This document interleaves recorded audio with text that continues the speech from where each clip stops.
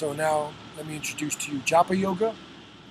If you already know about it, continue your practice.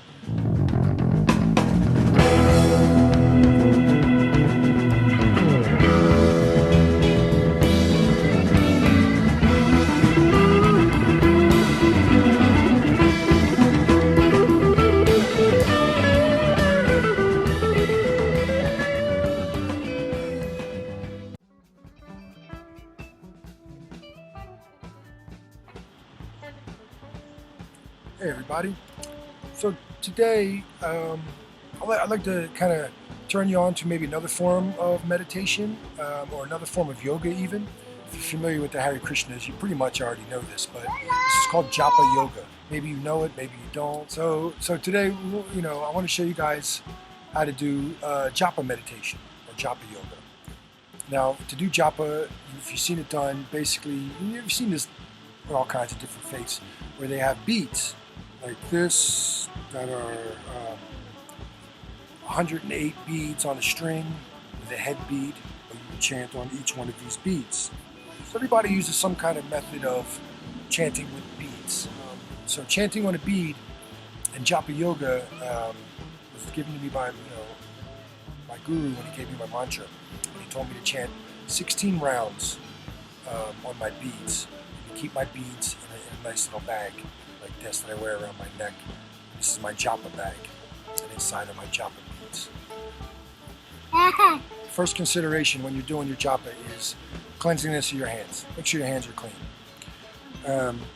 Second, when you're doing your Jappa, ideally you want to be in a secluded place, quiet, quiet room, quiet time.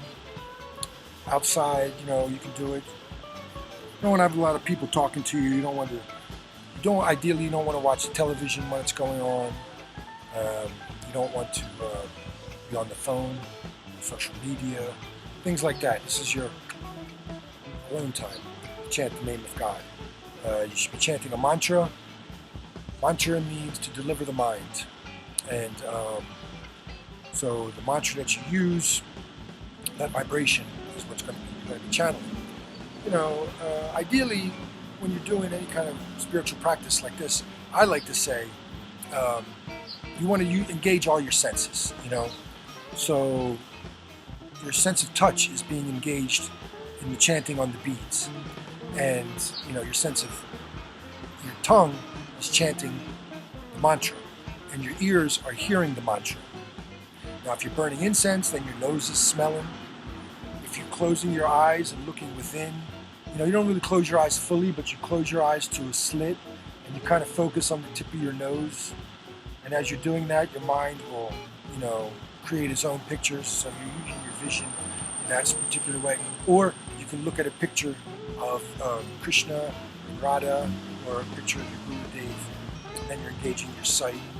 And in this way, we're engaging all of our senses. And yoga means to join.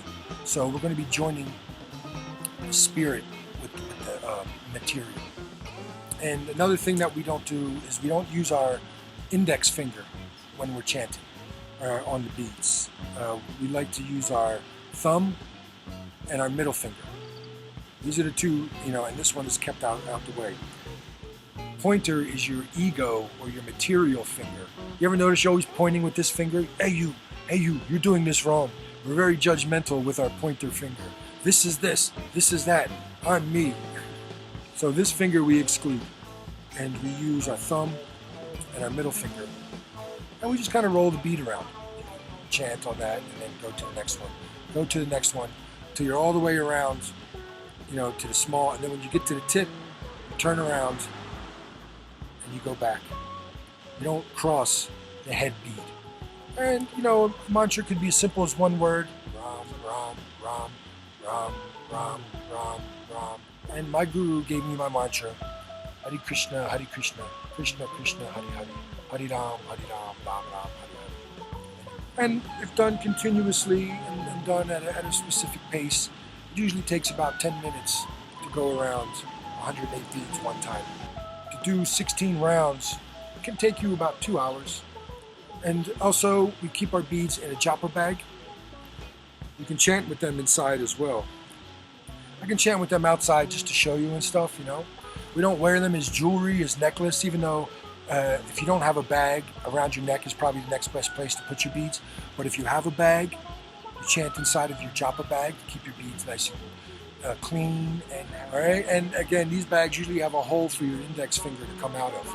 So if you ever see somebody walking around with their hand in a bag with their index fingers out, there's a good chance that they're chanting. That it's not a cast. You don't have to go up to them and say, "Hey, what happened to your hand?" So many times that happens. You know, do it. I recommend starting off your Jappa with like 1 round, and then it should excite you to do more and more, to up your ante. Try not to go backwards with your chanting. Don't start one day and do 8 rounds, and then the next day say, "I'll just do 4."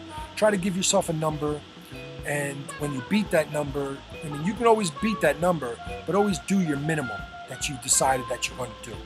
And then once you decide you're going to up your rounds, try not to fall back, you know, keep moving upwards.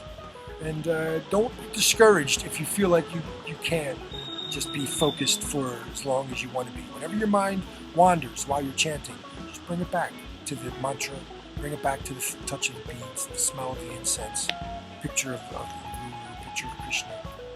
You do this. It's just the next step, you know. First step is just being able to chill, be mindful, you know, focus on your breath, you know. The next step is taking, you know, and engaging all your senses in your mantra meditation. You know, get yourself some beads. You can pick them up anywhere. You can make them yourself. All right, so thank you so much. Hare Krishna.